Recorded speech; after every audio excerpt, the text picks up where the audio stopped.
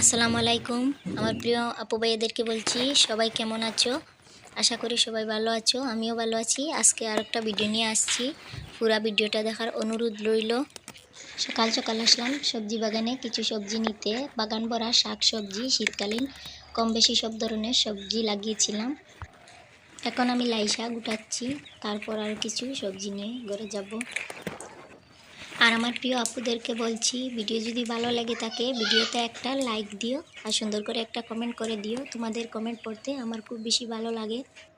আর এই দেখো সবজি বাগানে চারিদিকে সবুজ, দেখতে খুব ভালো লাগছে। আমি যখন ঘরে কাজ থাকে না, যখন সময় পাই আমি আমার সবজি বাগানে আসি আমার সবজি দেখতে। আর এই যে দেখতে পাচ্ছ শাকের গাছে কত সুন্দর ফুল হয়েছে। এই জায়গাতে শীতকালীন সবজি লাগানো হয়েছে, ফরাসি লাগিয়েছি। আর কারণ বর্ষাকালে এখানে অনেক জল হয়ে থাকে, এসব সবজি লাগানো যায় না। শীতকালীন সবজি শুধু লাগাই, শুধুমাত্র শাকের জন্য শাক গাছ লাগানো হয় না। কিছুদিন পরে এখানে শাকে ফুল হয়েছে, কিছুদিন পরে সরিষা হবে, এই শাক থেকে সরিষা পাবো। দেখতে পাচ্ছ আমি এখন কিছু ধনে পাতা উঠাচ্ছি। আর আমার আপু ভাইদেরকে বলছি, আমার ভিডিও দেখে হাসবেন না, হাসাহাসি করবেন না। কারণ হলো আমি এক হাত দিয়ে ক্যামেরা ধরছি আর অন্য হাত দিয়ে সবজি উঠাচ্ছি। আমার ক্যামেরা ধরার মতো এখানে কেউ ছিল না। আর এটা হলো গ্রাম অঞ্চল, এখানে স্ট্যান্ড নিয়ে ভিডিও করলে মানুষ বাজে মন্তব্য করে। আর এই যে খুব সুন্দর একটা মরিচ গাছ হয়েছে। সবজি নিয়ে ঘরে এসে দেখি ইনায়ের বাবা কিছু মাছ ধরে এনেছে পুকুর থেকে। আর মাছগুলি দেখতে মনে হচ্ছে মাছগুলি মরা মাছ, কিন্তু মরা মাছ না। এই দেখো জলে ছাড়া মাত্রই মাছটা কিভাবে লাফালাফি করছে। আর দেখো গ্রামের জীবনটা কত সহজ সরল। এই তো আমি সবজি বাগান থেকে কিছু সবজি নিয়ে আসলাম, আর এসে দেখি পুকুর থেকে কিছু মাছ ধরে আনা হয়েছে। বাগানের শাক আর পুকুরের মাছ দিয়ে আজকে রান্না বান্না করব। আর মাছগুলো কাটার পর বরচর বের করার পরও মাছগুলো লড়ছে, আমি কিছু বুঝতে পারছি না। আর দুইটা কলই ভর্তি করে শাক ধুয়ে এনে রেখেছি। আর দেশ এবং বিদেশ আমার আপু ভাইদেরকে বলছি, দেশ এবং বিদেশ যে যেখান থেকে আমার এই ভিডিওটা দেখছেন, আমার ভিডিওটা যদি ভালো লেগে থাকে ভিডিওতে একটা লাইক দিয়ে আর একটা কমেন্ট করে আর চ্যানেলটাকে সাবস্ক্রাইব করে আমার পাশে থাকবেন।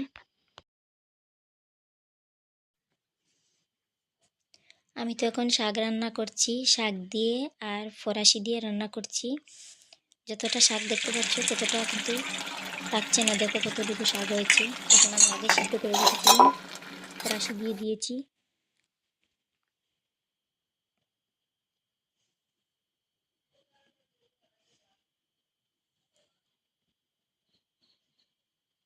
এই যে দেখতে পাচ্ছ আমার ঘরের বিড়াল বসে আছে।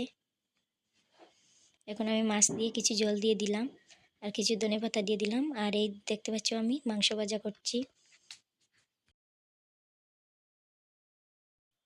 এখন রান্নাবান্না করার পর খাওয়া দাওয়া শেষ করে এখন এই দেখো আমি এখন ডাল রান্না করছি, মুসুর ডাল। এখন পেঁয়াজ ভাজা ভাজা হওয়ার পর ডাল দিয়ে দিব।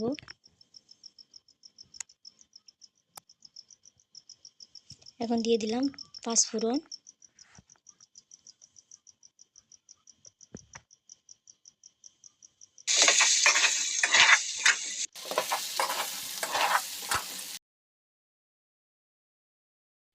হলুদের গুঁড়া আর লবণ দিয়ে ভালোভাবে নাড়াচাড়া করে তারপর জল দিয়ে দেব।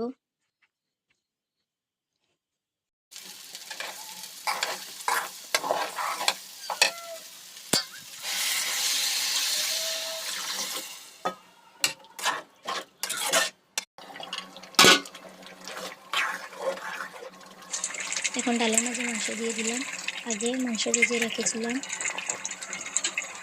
এখন ধনেপাতা দিয়ে কিছু জল দিয়ে দিলাম আর এখন আদা বাটা দিচ্ছি।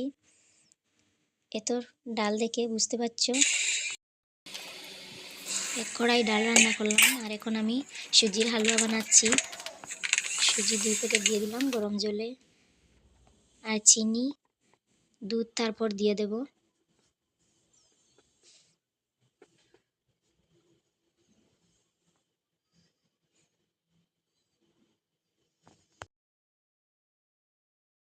কড়াই বড়ায় ডাল রান্না করছি আর এই যে সুজি হালুয়া বানাচ্ছি। শবে বরাতের কিছু সিন্নি করব। এই ভিডিওটা ছিল 3-4 দিন আগের ভিডিও, এডিট করতে পারিনি বলে দিতে পারিনি।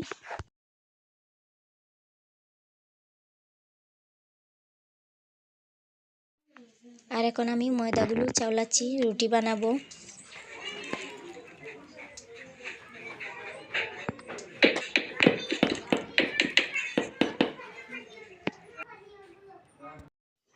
এখন আমি রুটি বানাচ্ছি। আমি বলতে শুধু আমি না, ঘরের সবাই এই কাজে ব্যস্ত ছিল।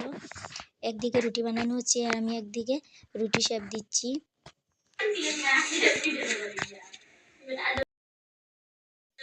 আর একসাথে 3-4টা-5টা করে আমি রুটি শেপ দিচ্ছিলাম। আর প্রায় সারাদিন আমার এই কাজ নিয়ে আমি ব্যস্ত ছিলাম। আশেপাশের যত বাচ্চা আছে সব বাচ্চাদেরকে দেওয়া হবে।